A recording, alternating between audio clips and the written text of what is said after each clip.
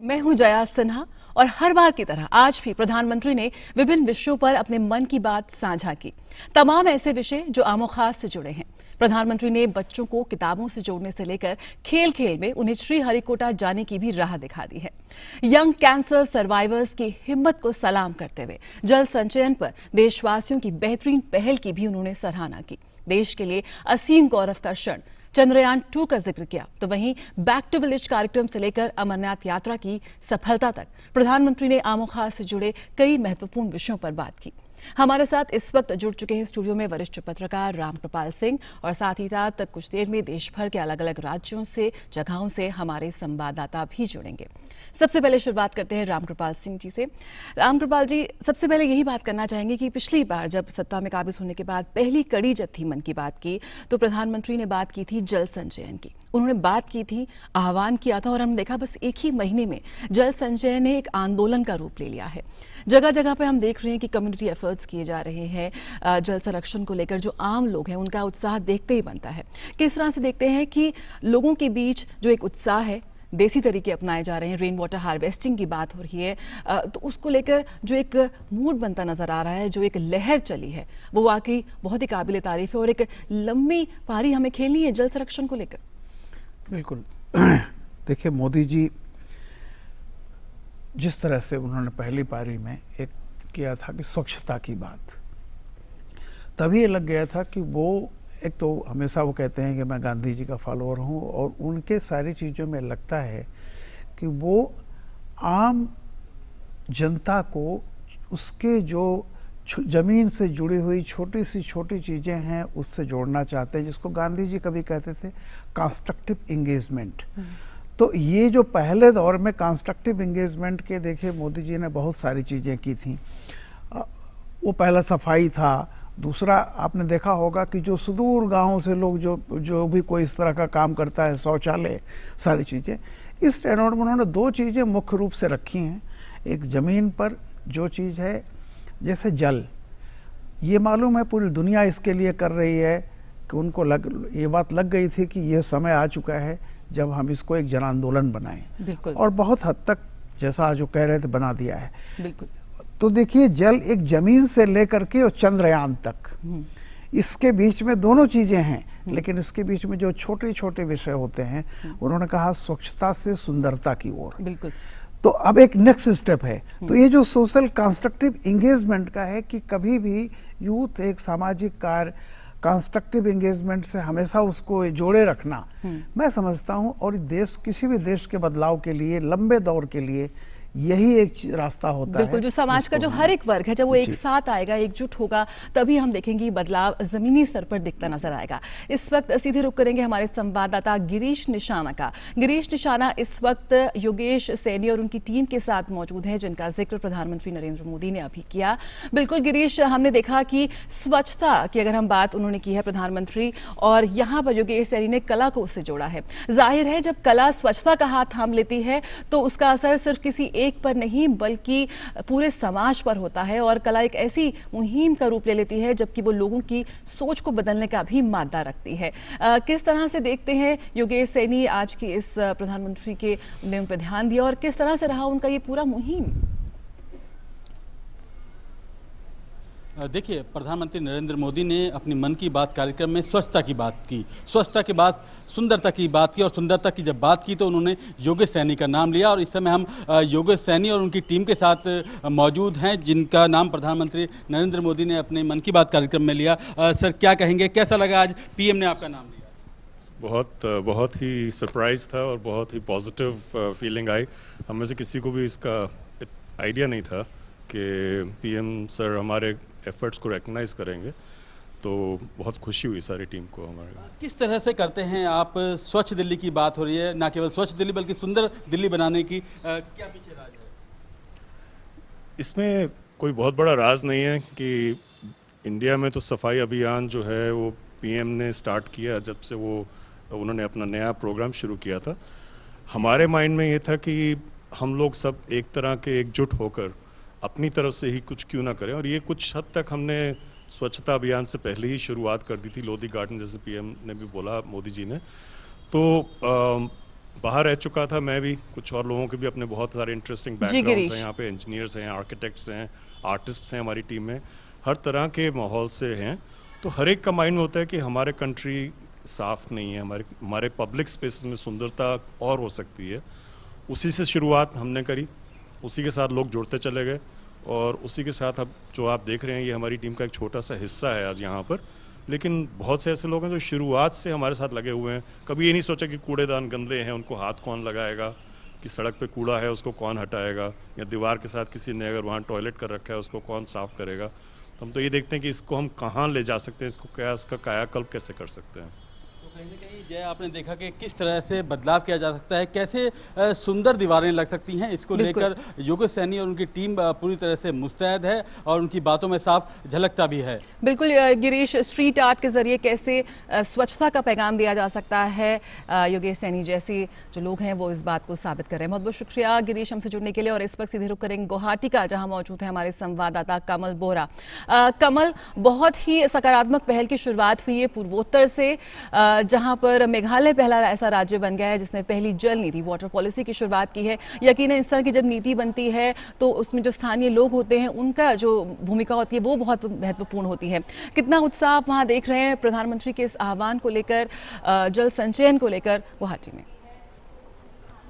जी, सबसे पहले खुशी की बात यह है, जैसे आपने बताया है, नॉर्थ ईस्ट के एक राज्य मेघालय जिसने वाटर पॉलिसी के जरिए एप्रिसिएशन पाने की जो ये सक्षमता हासिल की है, इससे काफ़ी प्रभावित होंगे लोगों के मन में खुशी होंगे। तो उससे पहले भी मैं और एक सवाल यहाँ पे दो जन जो ब्रह्म कुमारी समाज के जो कुछ सदस्यगण मेरे साथ उपस्थित है उन लोगों से पूछने की कोशिश करूँगा, इस जो मेघालय के जो एप्रिसिएशन मिला है वो आसाम में भी क्या लागू हो सकते हैं या फिर और क्या चीज़ें उनको बताना है, मैं पूछने की कोशिश करूँगा। आप बताइए, आज मन की बात सुन के आपको कैसा लगा? नमस्कार माननीय प्रधानमंत्री महोदय जी, सादर प्रणाम। आपकी सारी बातें हमें बहुत ही अच्छी लगी और हमने देखा, हमने सुना, हमने देखा भी, बहुत जागृति है चारों तरफ। आपके जो पहले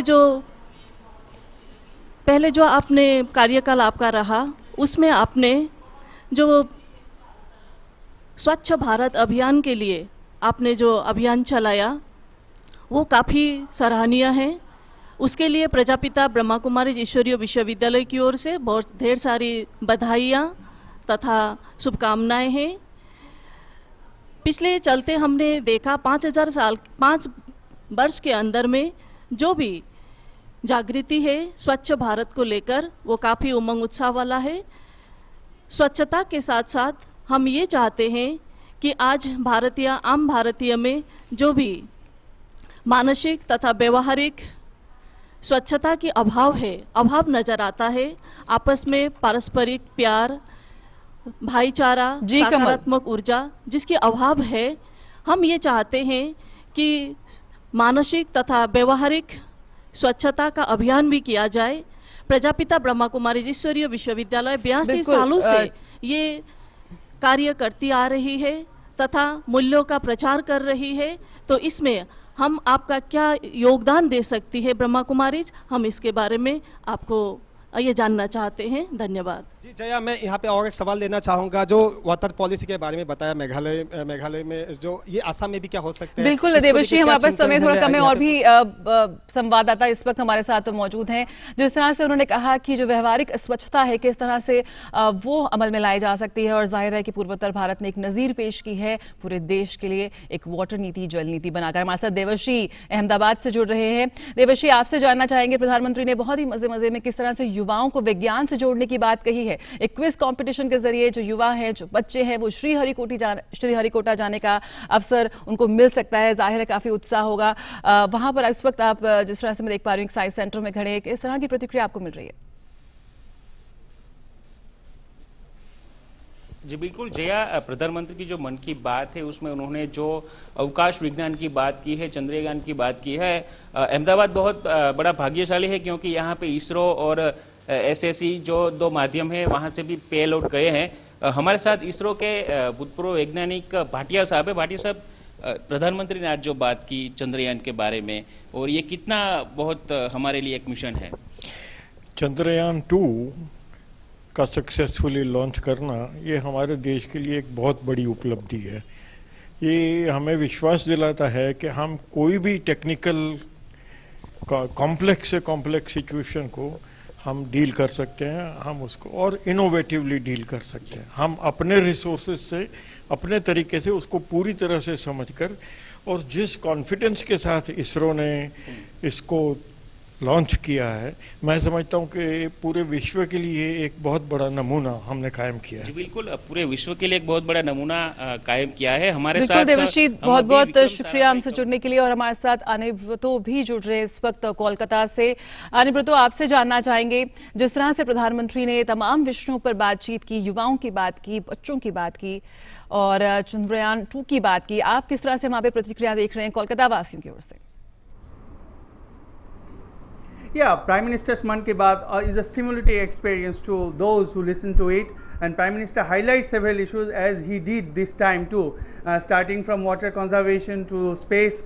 And this certainly leaves an indelible impact in the minds of the people. Here we see that we have several people gathered together to listen to this to the Mann Ki Baat, and we go to the people to gauge their mind, what it leaves an impact to the mind of the Prime Minister's Mann Ki Baat. Madam, you heard Prime Minister's Mann Ki Baat, and what is the most stimulating experience to you?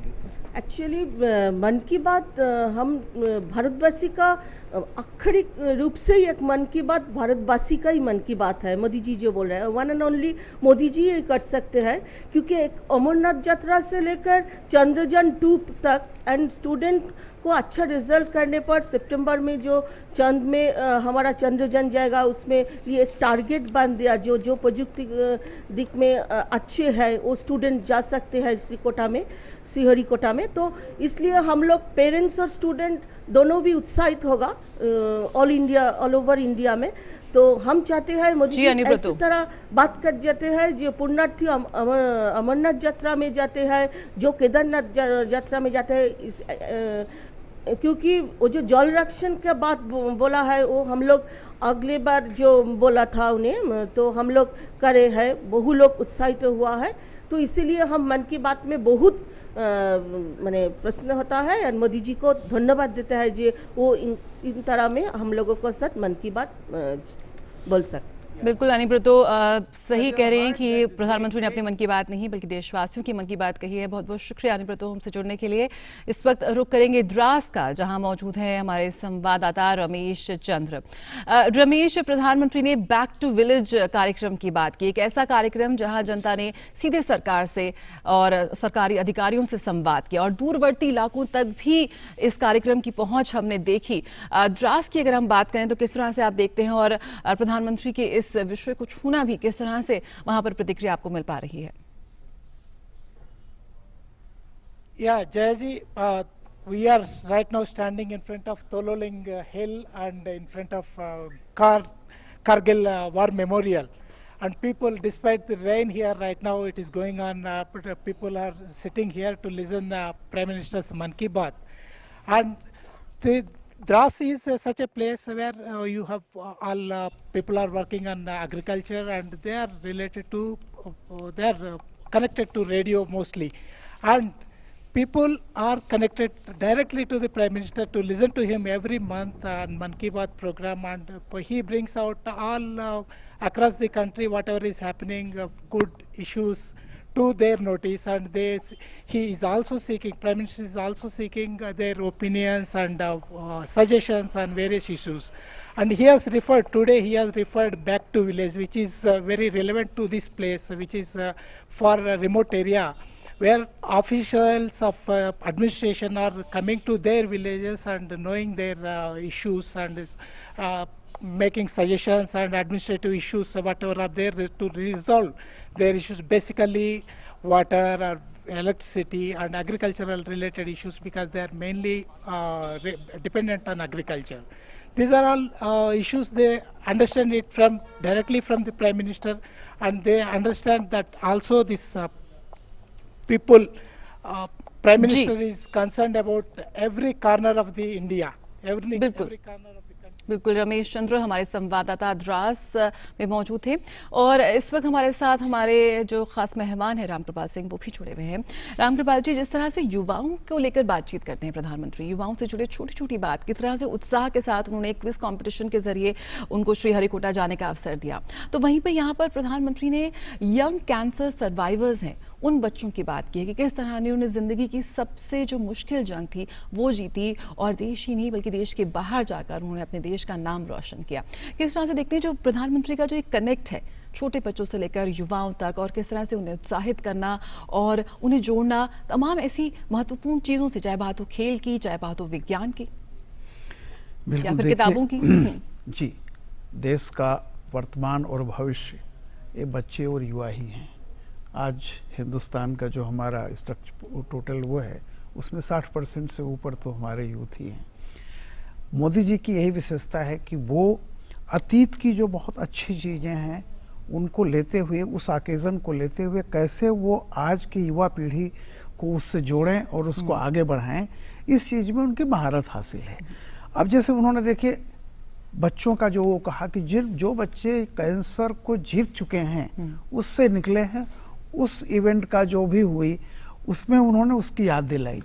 ये इतना बड़ा message है कि आने वाली पीढ़ी में अगर किसी को किसी तरह की ये है, हो सकता है कोई बीमारी हो, लेकिन वो जो होप है, उन्होंने एक और बात कही थी कि आशा और विश्वास जो होता है ना, होप, वो कभी छोड़ना नहीं चाहिए। तो छोटे बच्चों से लेकर के उनको किताब पढ़ने के लिए, अपनी कहानियों को लेकर के, बुक रीडिंग हैबिट्स से लेकर के वो यहाँ तक पहुँचते हैं कि देखिए अभी जो दो बातें, किसी भी ओकेज़न को सिर्फ 24 घंटे या उस दिन तक ही वो सीमित न रह जाए, एक कस्टमरी जलसा बन के रह जाए, उसको आगे बढ़ाते हैं। अभी आप देखिए उन्होंने कहा कि 15 अगस्त को जो आने वाला है इसको जन उत्सव कैसे बनाया जाए, यानी एक कंटिन्यूअस प्रोसेस हो। 15 अगस्त तो एक ओकेजन होगा ताकि उस दिन याद करने का, आज के दिन क्यों ये सवाल आता है तो इसलिए होता है, लेकिन आप देखिए उसको एक कंटिन्यूटी में ले जाते हैं कि ताकि इसके बहाने एक राष्ट्रीयता, एक सारी चीजें कि 15 अगस्त आके एक दिन में खत्म नहीं हो, उसको जन उत्सव बनाने की बात कर रहे हैं। तो ये जो प्रधानमंत्री का है, जैसे इसमें और भी सबसे महत्वपूर्ण जो बात अभी आपके द्रास में दिखा रहे थे, एक देखिए बैक टू विलेज, चलो गांव की ओर, और जितनी योजनाएं हैं विकास की, उन्होंने कहा विज्ञान विकास के लिए बहुत ज़रूरी, विज्ञान के बिना विकास नहीं होता, लेकिन एक ऐसा विकास किसके लिए, अनटू दिस लास्ट, वो जो गांव की सरहद पर दूर बैठा हुआ, खेत की मेड़ पर बैठा हुआ जो आम आदमी है उस तक हमें पहुंचना है। बिल्कुल, और कई ऐसे संवेदनशील इलाके थे जहां तक अधिकारी पहुंचे हैं और बिल्कुल कोशिश की जा रही है कि वहां की जो आम जनता है, वहां के लोगों को जो विकास की मुख्य धारा में जोड़ने के लिए कोई कसर न हो और संवाद स्थापित किया जाए। सबसे बड़ी बात देखिए यह है कि आम आदमी दफ्तर न जाए, शहर न जाए, जो अधिकारी हैं वो आम आदमी के घर पहुंचे, ये बहुत बड़ा प्रयोग है। और मैं समझता हूँ खुद गांधी जी इसको कहते थे कि चलो उन गाँव की ओर। तो ये जो उनका है हर चीज में, वो आम आदमी है, उसकी हर चीज, उसका दुख दर्द है, उसको शौचालय दिया, उसको गांव-गांव सब ये स्वच्छता पहुंचाई, बिजली दिया, 22 तक वो छत देने की बात है। लेकिन वो चाहते हैं कि जितने भी इस तरह का ओकेजन है, इनको एक दिन की रस्म अदायगी न किया जाए, इनको एक कंटिन्यूटी में हो, एक कंटिन्यूअस। तो जो मैं कह रहा था कि रचनात्मक कार्यों से लगातार यहाँ का यूथ जुड़ा रहे और उसके दिलो दिमाग पर समाज के प्रति कुछ करने की भावना हमेशा रहे, ये उनका, मोदी जी का हमेशा प्रयत्न रहता है। और मन की बात ही एक ऐसा माध्यम है जिसके माध्यम से खुल करके सिर्फ यही सब्जेक्ट होता है, सोशल, यानी समाज के कल्याण की बात, सारी चीजें यही। बिल्कुल, और एक कम्युनिटी एफर्ट की भी बात यहाँ पर होती है, क्योंकि जो जो दिन है 15 अगस्त, सिर्फ 15 अगस्त को नहीं मनाना, उसके पीछे छुपे जो भाव है उसको भी पाना। और इसीलिए प्रधानमंत्री ने अपने अगले मन की बात कार्यक्रम के लिए सुझाव मांगे हैं लोगों से कि कैसे वो 15 अगस्त को एक जनोत्सव के रूप में देखें, किस तरह से वो सुझाव भेज सकते हैं प्रधानमंत्री को, और अगली बार वो उन्हें जरूर शामिल करेंगे। इस वक्त यहाँ पर रुक करेंगे गुवाहाटी का, जहां मौजूद है हमारे संवाददाता कमल बोरा। कमल, जिस तरह से मैंने आपसे पहले भी बात की थी कि जो पूर्वोत्तर भारत है वो हमेशा से ही पूरे देश के लिए एक नज़ीर पेश करता आया है, चाहे बात हो पर्यटन की, चाहे बात है उसके छुपे खजाने की, वहाँ की संस्कृति की। और एक बार फिर प्रधानमंत्री ने उसी बात का जिक्र किया कि किस तरह से पूर्वोत्तर भारत एक बार फिर पूरे देश को राह दिखा सकता है जब बात हो जल संरक्षण की, जब बात हो इतने बड़े आंदोलन को राह दिखाने की। जी बिल्कुल जया, सबसे पहले बताना चाहूँगा, पहले भी मैंने बताया था, ये जो मेघालय राज्य से जैसे प्रधानमंत्री ने अपना भाषण शुरू किया, वहाँ पे जो वाटर पॉलिसी लिया गया है उसको उनके अप्रिशिएट किया गया है। क्या ये आसाम में भी लागू हो सकता है? क्या चिंतन है, क्या बोलना चाहेंगे यहाँ के लोग? मैं जानने की कोशिश करूँगा जो मेघालय को अप्रिशिएट किया, कैसा महसूस कर रहे हैं इस वक्त आप, और आसाम में ये कैसे लागू हो सकता है, कितना इंपॉर्टेंट है आसाम के लिए भी, थोड़ा बताइए। ओम शांति। देखिए, हम असम नॉर्थ ईस्ट से बिलोंग करते हैं, तो यहाँ पर हम आज वर्तमान समय देख रहे हैं चारों तरफ बाढ़ का पानी है, लोग काफ़ी इससे त्रस्त हैं, ग्रसित हैं। और वहीं दूसरी ओर मेघालय जो हमारा पड़ोसी राज्य है, वहाँ पर जल संरक्षण जो हो रहा है उसके लिए हमारे माननीय प्रधानमंत्री जी ने उसकी प्रशंसा की। और आम समय पर हम देखते हैं कि असम में भी पानी की काफ़ी किल्लत रहती है, अंडरग्राउंड वाटर लेवल काफ़ी नीचे चला गया है, जबकि अभी हम बाढ़ का अनुभव कर रहे हैं। तो यही विरोधाभास है। क्या हम इस जो एक्सिस वाटर है पानी का, जो बाढ़ का जो है, उसको हम संरक्षण कर सकते हैं अंडरग्राउंड पे या फिर ओवरग्राउंड पे? तो इसमें राज्य सरकार तथा केंद्र सरकार हमको क्या सहयोग दे सकती है या मोटिवेट एनकरेज कर सकती है, या लोगों के अंदर में जागृति अगर पैदा किया जाए तो इंडिविजुअल लेवल पे भी अगर हो सके तो बहुत अच्छा हो। और दूसरे राज्य भी हमारे जो सफ़र कर रहे हैं पानी की कमी से, अगर यहाँ से उसको ले जाया जाए, दूसरे राज्यों में सप्लाई किया जाए एक्सिस वाटर को, तो यहाँ से बाढ़ की समस्या से हम निजात पा सकते हैं और वहाँ के लोगों को ज़रूरतमंद पानी उनको मिल जाए। तो इस विषय में जागृति मेरे ख्याल से अगर 15 अगस्त आने वाली है, एक जन आंदोलन के रूप में अगर हम जल संरक्षण को लिया जाए तो शायद बहुत बेहतर होगा। बिल्कुल कमल, बहुत बहुत शुक्रिया हमसे जुड़ने के लिए और इस जानकारी साझा करने के लिए। बिल्कुल रामकृपाल जी, जिस तरह से हम देख रहे हैं कि वो जल संचयन की बात कर रहे हैं, एक देसी नुस्खों की बात कर रहे हैं, हरियाणा की प्रधानमंत्री ने जिक्र किया कि वहां पर जो किसान है वो परंपरागत खेती को छोड़कर ऐसी फसलों को तवज्जो दे रहे हैं जिनमें कम पानी का इस्तेमाल होता है, जो देसी नुस्खे भी अपनाए जा रहे हैं। झारखंड का उन्होंने दिया कि किस तरह से श्रमदान कर जो लोग थे श्रमिकों, तो उन्होंने पानी की एक नहर निकाली। तो किस तरह से ज़मीनी तौर पर हम जल संरक्षण की एक मुहिम की शुरुआत कर सकते हैं? दिल्ली में मैंने देखा कि जो RWs हैं, जो सोसाइटीज़ हैं, वहाँ पर बोला गया है कि आप रेन वाटर हार्वेस्टिंग जो है वो वहाँ पर बिल्कुल अनिवार्य कर दी जाए, जिससे कि पानी को बचाव हो सके। मैं आपको बताऊं, ये नारा प्रधानमंत्री जी ने जरूर आज दिया है, लेकिन वो जब गुजरात के मुख्यमंत्री थे, ड्रिप इरिगेशन उनकी दी हुई वहाँ से शुरुआत है। गुजरात में उन्होंने इसका बहुत पहले प्रयोग किया था और जा करके मुझे याद है कि मंत्रियों को लेकर के वो गाँव में जाते थे और छोटे छोटे वहाँ एक क्या शब्द उसको बताते, छोटे छोटे डैम, वो उसका स्वरूप जो होता है ना जल संग्रहण के लिए। गुजरात एक ऐसी ड्राई स्टेट मानी जाती थी जो उधर की है महाराष्ट्र, गुजरात, जहाँ पे सिंचाई व्यवस्था बिल्कुल नहीं थी, 8% हाईली इरिगेटेड लैंड थी, वहाँ पे ड्रिप इरिगेशन, उसी को अब बड़े पैमाने पर उन्होंने किया। ये जल संरक्षण कि जल संरक्षण एक तो इससे भी होगा कि आप जल को कम खर्च करो जहां जरूरत नहीं है। अब जैसे गन्ने की फसल पर याद होगा योगी आदित्यनाथ ने भी, कई लोगों ने कहा है कि भाई जितनी जरूरत है उतना ही हम पैदा करें, क्योंकि अच्छा दूसरा क्या होता है कि जितनी जरूरत पानी की नहीं होती उससे ज्यादा पानी दिया जाता है जी। तो इस पे शुरू से उनका फोकस रहा है, और जब ये जल संरक्षण को एक आंदोलन के रूप में करेंगे तो किसान को भी उसका ध्यान आता है। बिल्कुल। अभी एक बहुत बढ़िया बात प्रधानमंत्री जी ने कही, देखिए उनको बाढ़ से पीड़ित के चेहरे का दर्द भी पता है और उस किसान की खुशी का भी उनको एहसास है जिसको धान के लिए इस बार पानी है, जमीन से नीचे से नहीं निकालना पड़ रहा है। तो उन्होंने यदि कहा कि मुसीबत बाढ़ की है तो किसान के चेहरे जो खिले हुए हैं, यानी वो सारी चीजों को समझ रहे हैं। बिल्कुल। आप गुजरात की बात करें तो हमारे साथ देवश्री इस वक्त जुड़ चुके हैं अहमदाबाद से। जी देवश्री, बताएं, हम गुजरात का ही जिक्र कर रहे हैं कि किस तरह से गुजरात में काफी पहले से शुरुआत हो गई थी जल संरक्षण की। जी बिल्कुल जया, रामकृपाल जी ने अभी बताया कि जो ड्रिप इरिगेशन है और ये सारी जो पद्धतियां हैं उसका प्रयोग जो है प्रधानमंत्री श्री ने जब गुजरात के चीफ मिनिस्टर थे तब किया था। और वैसे प्रधानमंत्री श्री ने अगली मन की बात में भी बताया था कि गांधी जी का जो घर है पोरबंदर में, उसके पीछे जो कुआं है वो भी एक बहुत बड़ा जल संरक्षण का एक उदाहरण है। हम अभी यहाँ पे उपस्थित है Vikram Sarabhai science community centre में, तो बच्चों से भी बात करते हैं, बड़ों से भी बात कर लेते हैं एक बार। सर ये बताइए, जो अभी क्विज कंपटीशन का प्रधानमंत्री जी ने बताया था, तो ये बच्चों के लिए कितनी उपयोगी है? ये क्विज कंपटीशन बहुत उपयोगी है। प्रधानमंत्री जी ने जिस क्विज कंपटीशन का जिक्र किया उसमें यहाँ से ज़्यादा संख्या में विद्यार्थी भाग ले, इसका हम ज़रूर प्रयत्न करेंगे। हमने कई सारे स्कूल में स्कूल स्पेस क्लब यहाँ पे स्थापित किए हैं। वो स्कूल स्पेस क्लब के जो मेंबर्स हैं वो बच्चों तक इस बात को हम पहुँचाएंगे। हम यहाँ मॉडल रॉकेटरी और एस्ट्रोनॉमी के कई सारे बच्चों के लिए वर्कशॉप करते हैं, विद्यार्थियों के लिए, और उसमें बच्चे मॉडल रॉकेट को बनाते और मॉडल रॉकेट का जो प्रक्षेपण करते हैं उसमें से कई सारे साइंस और जो मैथमेटिक्स के प्रिंसिपल्स है जो अदरवाइज बहुत डिफिकल्ट है, वो बड़े सरल तरीके से वो बच्चे सीख जाते हैं। अंतरिक्ष विज्ञान हमेशा बहुत रोमांचित करता है विद्यार्थियों को। बिल्कुल, अंतरिक्ष विज्ञान जो है वो बहुत ही विद्यार्थियों को रोमांचित करते हैं। जी जय। जी देवेश, बहुत बहुत शुक्रिया हमसे जुड़ने के लिए। और गिरीश निशाना हमारे साथ बने हुए हैं राजधानी दिल्ली से।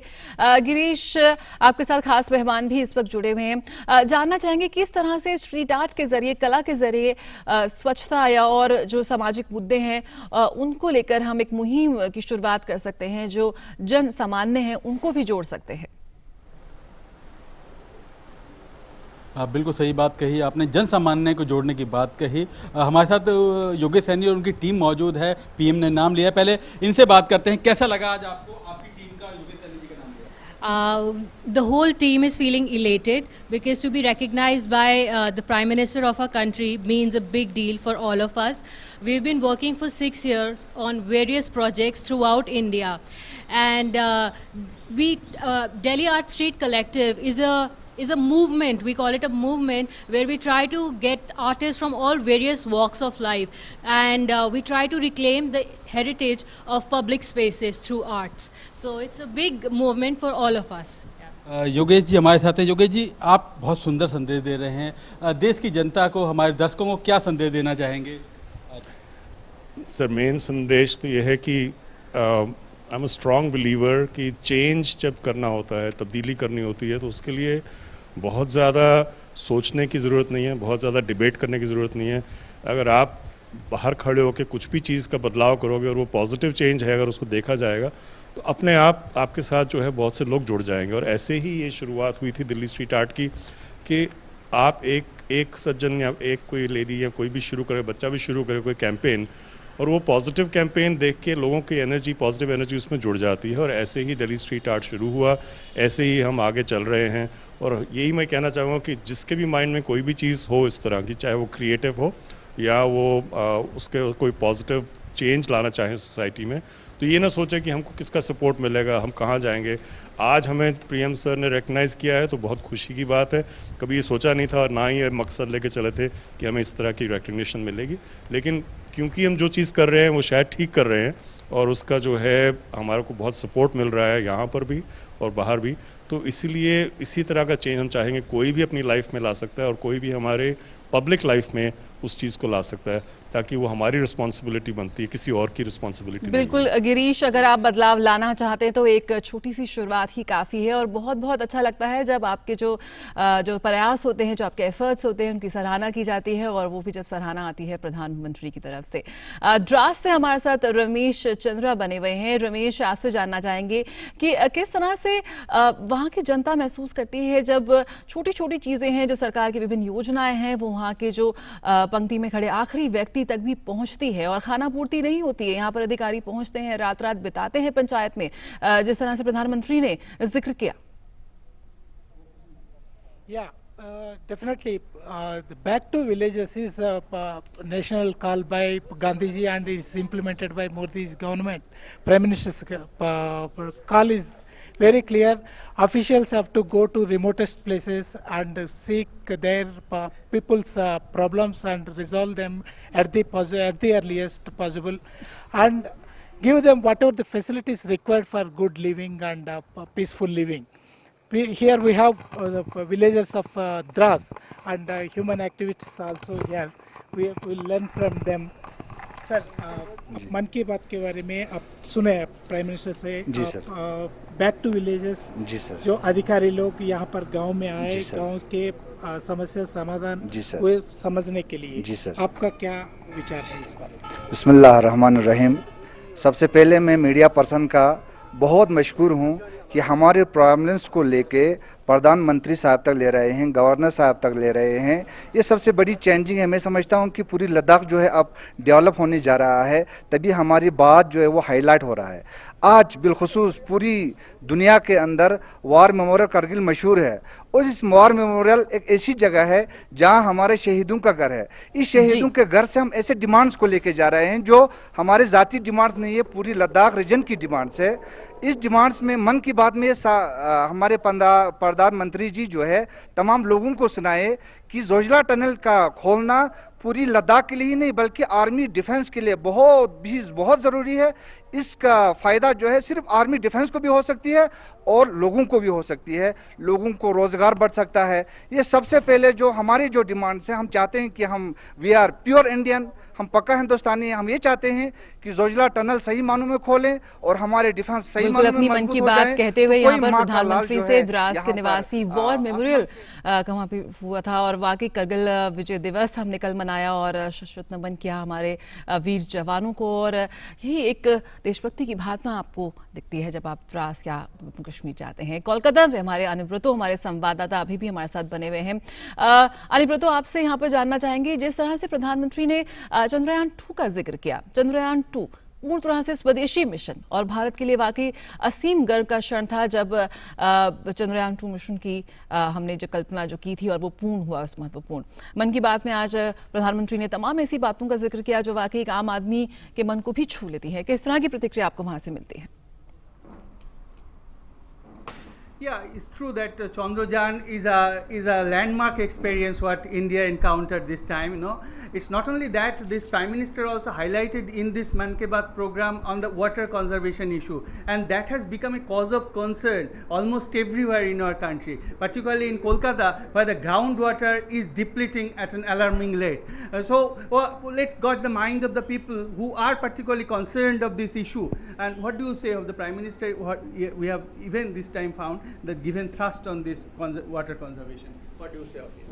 माननीय प्रधानमंत्री जी जिस तरह से हर महीने के अंत में रविवार को मन की बात करते हैं, तो हर रविवार उन्होंने यही बताया है कि जल संरक्षण बहुत बड़ी समस्या है देश के लिए, और इसको जल को अभी संचित करना बहुत ज़रूरी है।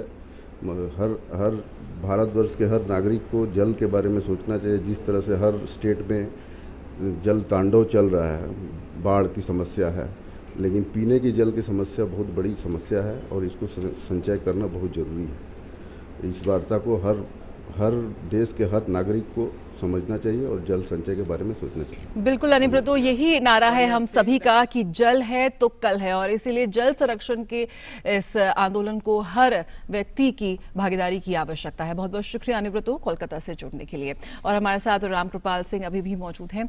रामकृपाल जी, चलते चलते आपसे यही बात करना चाहेंगे कि तमाम ऐसे मुद्दे जिन पर चर्चा हम करते हैं, बातचीत करते हैं, लेकिन कई बार उन्हें उतनी गंभीरता से नहीं लेते, लेकिन प्रधानमंत्री जब बोल देते हैं तो वो जरा छोटी छोटी जो पहल होती है वो आंदोलन का रूप ले लेती है, चाहे वो बात हो स्वच्छता की, चाहे बात हो जल संचयन की, या फिर चंद्रयान 2 की बात ही हो, जिस तरह से पूरी तरह एक स्वदेशी मिशन रहा और एक बार फिर उसने बात साबित की कि जो हमारे जो वैज्ञानिक हैं वो सर्वश्रेष्ठ हैं।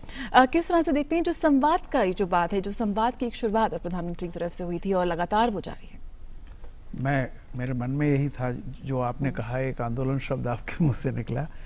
ईमानदारी की बात, मैं सोच रहा हूँ कि 5-6 साल पहले, यानी जब ये बात शुरू हुई थी, तो मीडिया में भी चर्चा थी कि ये मन की बात में क्या होगा, क्या चीज होगी, और आज के दिन मैं ये कह सकता हूँ कि ये इतना अनूठा और अभिनव प्रयोग है दुनिया में।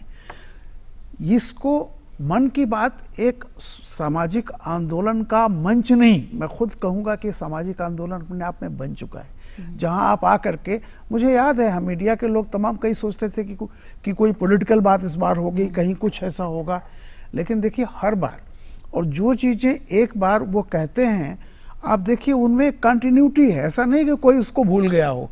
यानी स्वच्छता कब शुरू हुआ था और एक सुदूर शौचालय बनाने के लिए एक श्रम करने वाली, दूसरों घरों में बर्तन साफ करने वाली महिला अपना पैसा बचा करके जब एक शौचालय बनाती है गांव में, गांव के लिए, वो क्रम आज भी जारी है 5 साल के बाद भी।